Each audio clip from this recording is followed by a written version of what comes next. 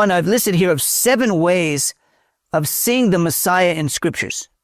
This is the newest one. There's the 7th one, but I just want to review that with you. Obviously, one way to see the Messiah is messianic prophecies. Oh, he has to be born in Bethlehem. And amazing things like that. And then there's also the Christophanies, or the appearances of Yeshua as the angel of the Lord. And that's what I wrote a whole book on that called Who Ate Lunch with Abraham. Another way is looking at the parables of nature. Everything in nature. Now, every one of these could be a different teaching. I'm just giving you an introduction. But the parables, if you look at nature, everything in nature, nothing in nature is there by chance. God made everything. You understand, the story of the gospel, the plan of the kingdom of God was in God's heart before he created the trees and the birds and the flowers. So everything in nature was planned by God to be a demonstration and explanation of his kingdom. So he says, people are like trees. Yeshua's face is like the sun. Satan is like a snake. I mean, it's all out there.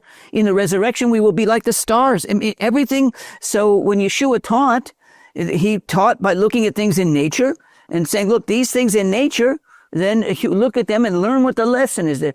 That wasn't a coincidence.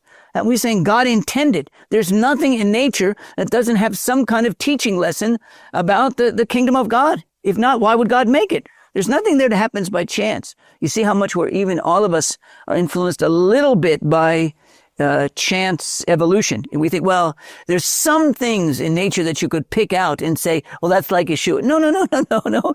God made the universe on purpose. And everything in there has a lesson. Everything you should look at should have a lesson for you. Then you have the moral principles of the Torah, how you have to have justice, and you also have to have compassion, and how you're going to have justice and compassion together if you don't have atonement. And you can learn from all the principles of God that bring you to the point of understanding who the Messiah is. And then you have, number 5, you have the priesthood symbols. I mean, there's many symbols, and we know the lampstand, the menorah, is a picture of the people of God. But the biggest symbol, of course, is the sacrifices. And we look, and the sacrifices are a symbol of Yeshua sacrificing his life for us. Sad to us that our people see all that and don't see the meaning of it. You know, they try to figure out what are all these sacrifices doing there. And you can't figure it out. But everything happens in the priesthood is everything. Well, now that's kind of obvious because they're symbols. So you're looking, you're already asking. So you wouldn't say, well, there's something in the temple. There's bread, there's showbread in the temple. Well, that's just there by coincidence. No, obviously you wouldn't be there in the temple if there wasn't a meaning to it. But I'm also saying everything that happens also in nature is that way.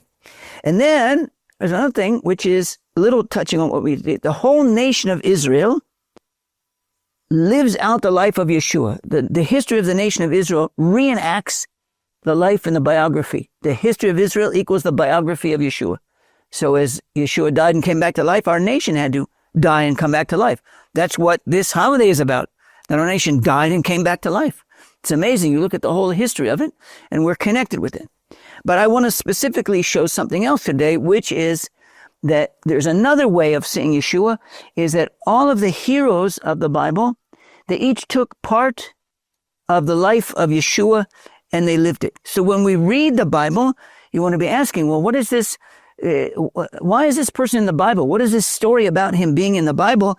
And when you see that, so every story, every hero reflected one part of the aspect of Yeshua's life.